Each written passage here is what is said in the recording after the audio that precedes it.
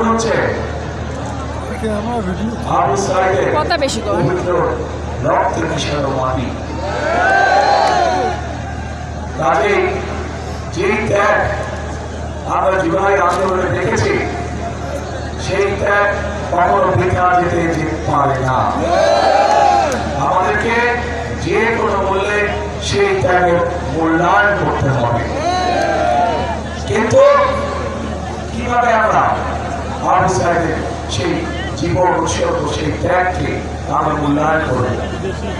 আমরা তাদের সেই ত্যাগকে আবু সাইদ সহ যে 1400 ব্যক্তি শহীদ হয়েছে, যে 1400 ব্যক্তিকে হত্যা করা হয়েছে, এই মানুষগুলোর ত্যাগের মূল্যায়ন আমরা তখনই করতে পারবো যখন এই দেশের মানুষের রাজনৈতিক অধিকার এবং অর্থনৈতিক অধিকার প্রতিষ্ঠিত হবে, যার জন্য আবু সাইদ সহ আরো হাজারো মানুষ জীবন উৎসর্গ করে গিয়েছে।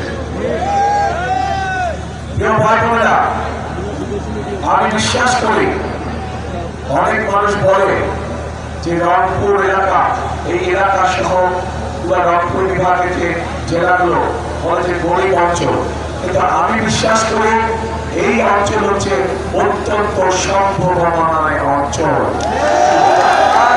সঠিক পরিকল্পনা শুধু দরকার